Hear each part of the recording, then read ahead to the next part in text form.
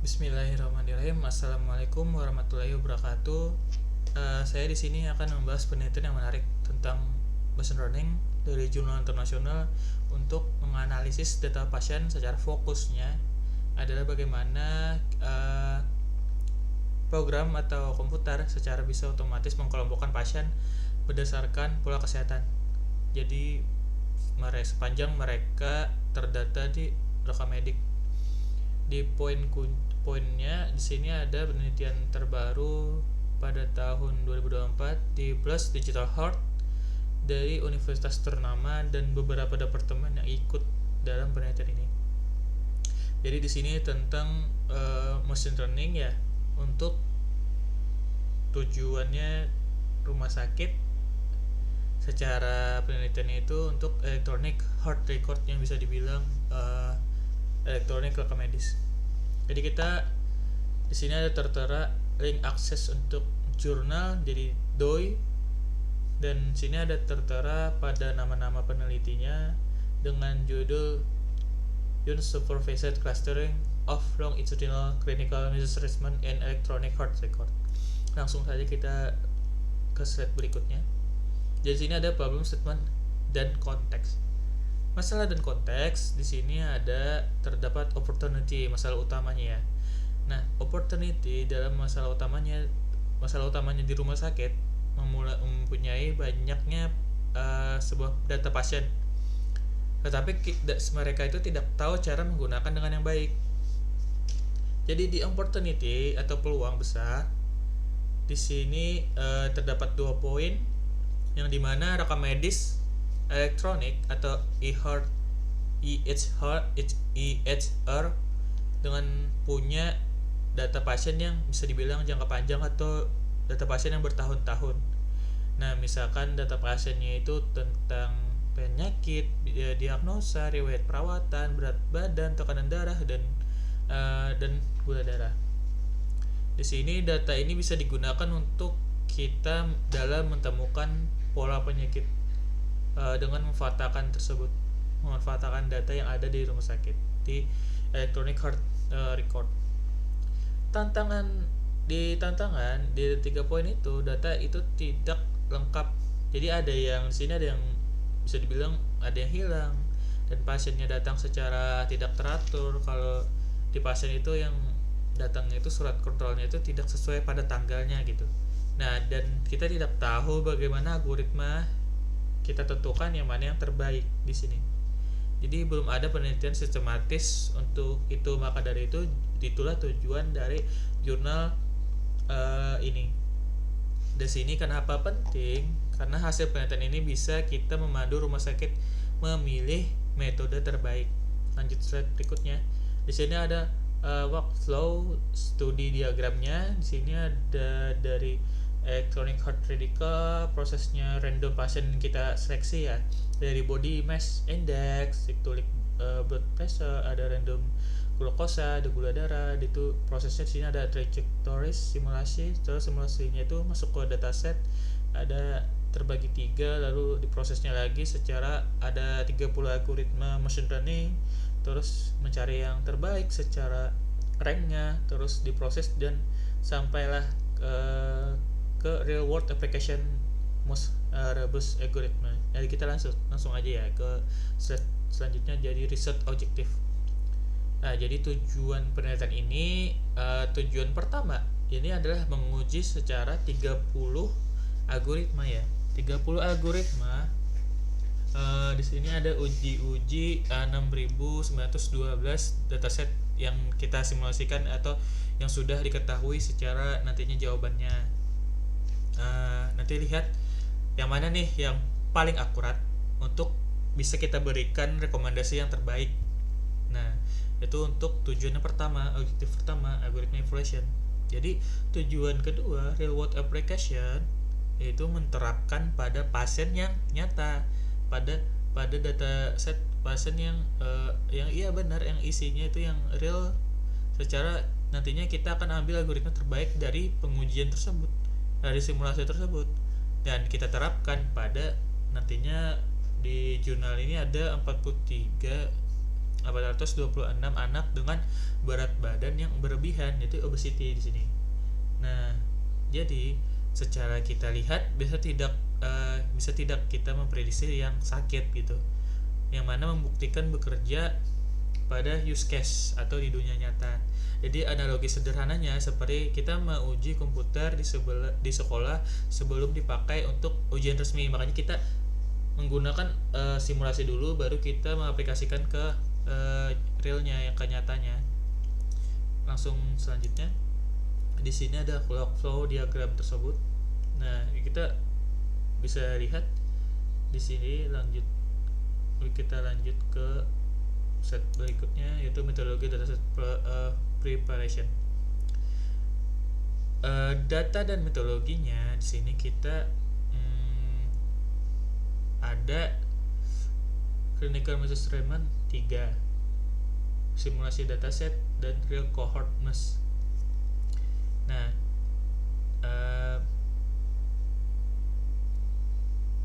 di sini ada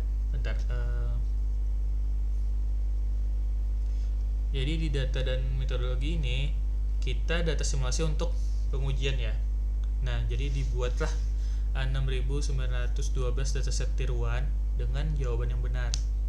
Lalu data tentang 3 ukuran kesehatan. Di sini ada 3 kesehatan yang kita ukur, yaitu BMI, tekanan darah, baru gula darah. Lalu kita ujilah dalam kondisi yang berbeda. Ada data lengkap, kita bandingkan nih dengan ada yang data yang hilang. Jadi pola mudah dengan membandingkan dengan pola yang sulit gitu. Jadi kelompoknya itu 2 membandingkan 3 membandingkan ke 4. Jadi data yang nyatanya nantinya ada untuk kita validasi nih. Jadi 43.426 anak dari ke medis rumah sakit. Secara usianya itu rentang dari 2 tahun sampai 18 tahun. Dan kita diikuti secara rata-rata 8,5 tahun di sini. Kita bulatkan. Lalu ada 3-4% yang mengalami metabolic syndrome, yaitu ya penyakit dari anak-anak tersebut, dari 3,4%. Lanjut slide berikutnya. Di sini ada metodologi 30 algoritma. Jadi bagaimana nih cara membangunnya? Jadi bukan 30 algoritma benar-benar berbeda. Jadi di sini ada 3 komponen, ada 2, ada 8, ada 6. Jadi 2 dikali dari 8 dikali 6 ada 30 algoritma. Jadi komponen pertama itu menjelaskan tentang cara pengelompokan. Jadi ada 2 pilihan nih.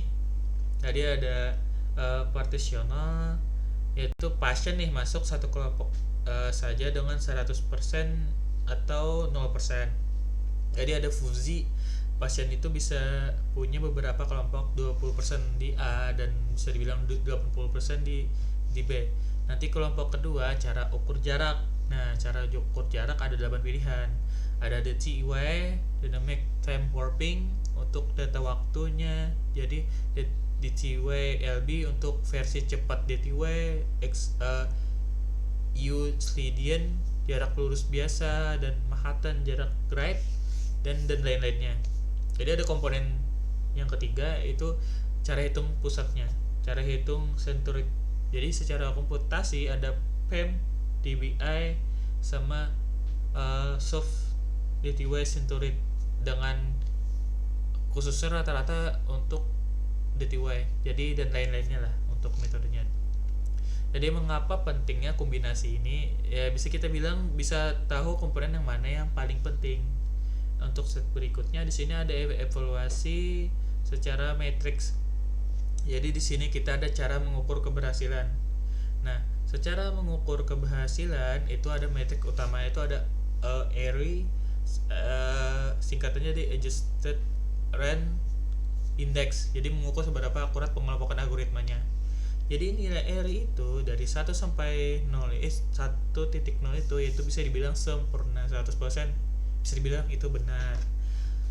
Dan ada dari ARI itu 0,70 itu sudah bagus, dan ya bisa dibilang kita nantinya bisa kita pakai nanti 0,5 sampai rentangnya 0,70 itu sedang dan ya biasa, dan nantinya 0,3 itu sangat tidak baik dan nantinya kita tidak bisa memakainya ya. 0 dan 0,0 itu random dan nantinya itu nanti tidak bisa ditebak. Kalau -1 itu sebaliknya. Jadi pengujiannya nih secara statistik Nemie test atau uji Nemie itu membandingkan secara 30 algoritma secara adil dan konsisten. Jadi FDI correctionnya jangan ada temuan yang palsu di sana.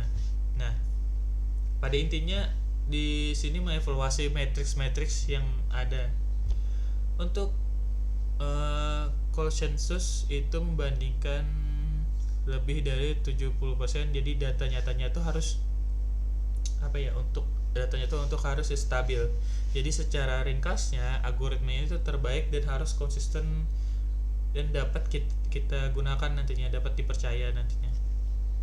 Lanjut, di sini ada average rank secara hasil algoritma terbaik yang darinya kita sebutkan di set sebelumnya beberapa algoritma ada 30. Jadi ini ada tolak ukurnya yang mana yang terbaik. Jadi kita ke slide selanjutnya untuk menjelaskan secara key result algoritma performnya. Di sini ada hasil utama algoritma yang terbaiknya. Juaranya ada 3 algoritma secara overall, secara yang terbaik lah. Rank posisi pertama ini DTW-LP PEM akurasinya 0,70 itu sangat bagus dan kecepatannya itu secara cepat dan direkomendasikan ini untuk kita pakai dan kedua itu ada LB Improve plus PEM. LB Improve itu akurasinya itu ada 0,70 sama baiknya dan ya kecepatannya juga sama paling cepat. Jadi ini rekomendasi alternatif nantinya terbaik jika perlu lebih cepat. Padahal sama-sama cepat ya untuk 1 dan 2 ini. Jadi nomor ketiga dari ketiga ini ada DTY dan plus PEM. Jadi posisi ketiga ini ada akurasinya 0,70 itu sama bagusnya, tapi kecepatannya sedikit lambat dari 2 kandidat di atas. Jadi pilihannya ya jika ingin paling akurat tanpa kompromi ya kita bisa milih yang ketiga gitu untuk rekomendasinya. Jadi ada key findings, jadi ada ya kejutan besarnya algoritma umum yaitu PEM itu lebih baik secara algoritma khusus jadi DBM. Partitional itu sama Fuji itu artinya data pasien lebih cocok secara pengelompokan tugas. Dan ini ada magnitude versus swab. Nah, kita bisa lihat hasil-hasil dari algoritma yang ada kita bandingkan dari tolak ukur nilai yang mana yang lebih baik dan yang mana yang tidak kita pakai nantinya. Secara penemuan pentingnya ya untuk magnitude itu nilai besar versus swab secara bentuk pola. Magnitude itu tinggi atau rendah ya. Jadi di sini ada contoh kalau ada anak A berat badan tinggi 30 31 sampai 32, ada anak B berat badannya rendah jadi 18 sampai 20. Jadi kita tuh bisa membandingkan 3 versus rendahnya gitu dengan gimana, dengan magnitude itu dengan mudah dikenali. Kalau hasil pengujiannya secara akurasi dengan data lengkap akurasinya 0,70 dan bisa dibilang tetap bagus sampai 10% dan 25% nya masih oke, dan 50% nya itu secara ya masih bisa digunakan karena tidak apa-apa kalau ada data yang hilang. Jadi untuk swab atau pola naik atau turunnya itu ada anak yang bisa anak A itu berat badannya naik dan anak B itu berat badannya tetap. Tapi bedanya anak A dan anak yang B itu beda naik naik dan bandingkan yang tetap itu sulit kalau ada datanya hilang. Jadi swab itu sangat tidak tidak mudah untuk menemukan kalau ada yang datanya hilang. Jadi sangat sulit ya kalau ada data yang hilang. Jadi hasil pengujiannya itu kalau secara akurasi kalau 0% kalau hilang 0% yang kalau tidak ada datanya hilang itu sangat bisa digunakan. Tapi kalau lebih dari 10% itu drop besar 40%, jadi kurang bagus. Sampai ke 50% itu gagal total, jadi tidak bisa kalau ada data hilang. Jadi swab itu tidak digunakan untuk kalau data yang hilang. Nah, pesannya dalam kita clinical implicationnya, kalau jika ada data pasien ada yang hilang ya pasti ada kayaknya. Kalau di setiap rumah sakit itu pasti ada data pasien yang bolong-bolong kalau ada yang hilang. Jadi kita gunakan cara magnetode. Nah, tinggi atau rendahnya. Tapi kalau menggunakan cara swab, naik turunnya itu tidak direkomendasikan untuk kita gunakan. Kenapa? Karena magnetode itu tahan kehilangan data. Dan swab itu tidak bagus untuk kalau ada yang data hilang. Kalau rumah sakit pasti punya data hilang, pasti pasien itu data itu tidak secara konsisten dan tidak teratur. Kalau di setiap rumah sakit itu pasti seperti itu. Dan saya juga kerja di rumah sakit, IT di rumah sakit. Jadi melihat dengan datanya ya data pasien itu tidak teratur dan tidak konsisten. Jadi harus dipakai metode untuk kita menjamin keberhasilannya. Jadi lanjut untuk kita mengaplikasikannya secara memprediksi match. Untuk tadi kan mempredik pasien anak-anak ya. Nah, kita mengambil algoritma yang terbaik tadi, DTY partial clusteringnya DTY plus PEN. Nah, algoritma terbaiknya itu dengan menerapkan pada 426 anak dengan berat badan berlebihan. Nah, jadi yang bisa dibilang anaknya ini obesity. Dengan komputer otomatis atau bisa machine learning dengan mengclustering mereka dengan hasilnya 5 kelompok berbeda dengan risiko yang berbeda gitu. Jadi kelompok-kelompok yang ditemukan di sini ada kelompok 1 C5 berat badan stabil rendah. Mana ya? Oh ya, di sini. Bentar. Aplikasinya secara predict match ya. Jadi kita langsung ke 5 clustering. Di sini ada di sini ada menjelaskan tentang 5 kelompok. C5 itu berat badannya stabil ya. C5 itu ya stabil dan rendah dan aman. C2 bukan, maksudnya kelompok 2 C4 paling bawah itu berat badannya tidak stabil dan perlu diperiksa. Dan kelompok ketiga C1 dan C2 itu berat badannya naik perlahan dan naik cepat. Nah, perlu bantuan dan sangat perlu bantuan ini. Jadi untuk kelompok yang cluster C3 itu berat badannya tinggi terus dan darurat. Jadi obesitas. Jadi pasien anak yang memiliki risiko berat badan tinggi terus dan harus diawasi gitu secara darurat. Di sini ada 5 kelompok. Tadi bacanya mulai dari 5 karena yang dari 5 itu sangat stabil, rendah dan aman untuk anak yang berat badannya stabil. Di sini ada clinical implication dan insight. Hasil kita mengkelompokkan dan risiko-risiko penyakit tadi. Jadi bisa dibilang C5 itu sangat stabil rendah. Jadi ada mungkin 6.665 jumlahnya 1,35%, jadi aman baselinenya.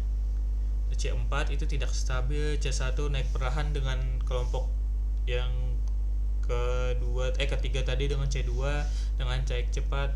Jadi yang paling bahaya itu ada C3 sangat tinggi dan terus menerus. Nah, penjelasan per kelompok. Penjelasan per kelompok tadi itu memiliki ciri-ciri yang berat badannya tinggi tadi. Mana ya? Nah, untuk C5 tadi itu stabil dan yang berat badannya normal sejak kecil. Mungkin ciri-cirinya tetap stabil sampai besar, tidak ada masalah. Jadi resikonya terendah. Jadi kalau untuk kelompok C4 tadi, kita menjelaskan yang 5 kelompok tadi. Kalau C4 itu ciri-cirinya berat badan naik, minggu lalu naik dan minggu ini mungkin turun. Jadi sinyalnya ada masalah metabolismenya ya. Untuk C1 dan C2 itu berat badannya terus naik sejak kecil. C1-nya naik pelan, C2-nya naik lebih cepat.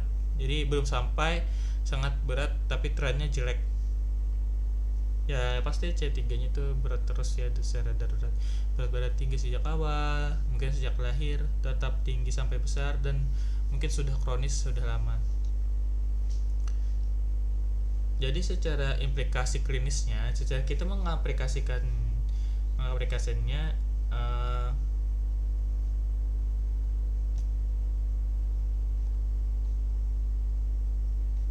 di sini menjadi ada 5 identify fashion trajectory pattern in your electronic heart record. Jadi kita bisa langsung aja ya.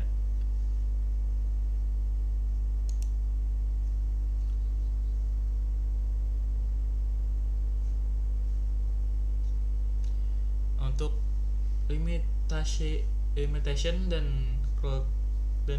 calculation ya, di sini ada 4 poin hal yang terbatas dalam simulasi. Hanya 6 pola di sini, 6 tipe. Kenapa? Mungkin ada baru tes pola-pola yang ada. Jadi mungkin ada pola-pola aneh yang bisa jadi kita tidak bisa kita uji, yang tidak teruji gitu. Jadi solusi penelitian nantinya akan lanjut dengan lebih banyak pola untuk jurnal penelitian ini. Dan poin kedua, cara kita isi data hilang yang sangat sederhana dengan cuma pakai rata-rata atau metode dasar secara statistik. Ada juga dengan cara lebih canggih tapi nanti belum dicoba secara penelitian ini. Ada solusinya, nanti coba cari lain di penelitian mendatang. Dan poin ketiga itu pasien dari satu rumah sakit, bukan hanya dari, kan ini penelitiannya dari Cleveland Clinic, mungkin aja dari rumah sakit lain untuk diuji coba. Dengan mungkin kita bisa menguji coba dengan berbeda-beda di tempat lain dan mengimplementasikan ini menjadi tahu apakah ini bisa kita gunakan. Yang pastinya ini bisa digunakan karena di Cleveland Clinic itu bisa menggunakan penelitian dan mengimplementasikannya. Jadi ada cara ukur penyakit yang tidak standar di sini. Nah, tapi kesimpulannya tetap valid walaupun ada keterbatasan. Temuan utama kuat, algoritma DTW benar-benar lebih baik kalau yang kita baca dari jurnal internasional ini dengan fokusnya electronic heart record ini. Jadi algoritma DTY itu benar-benar lebih baik dan bisa kita gunakan karena magnitude-nya itu benar-benar lebih tahan karena hilang data dari perbandingan kita dari swab tadi. Dan secara tren itu benar-benar lebih prediktif.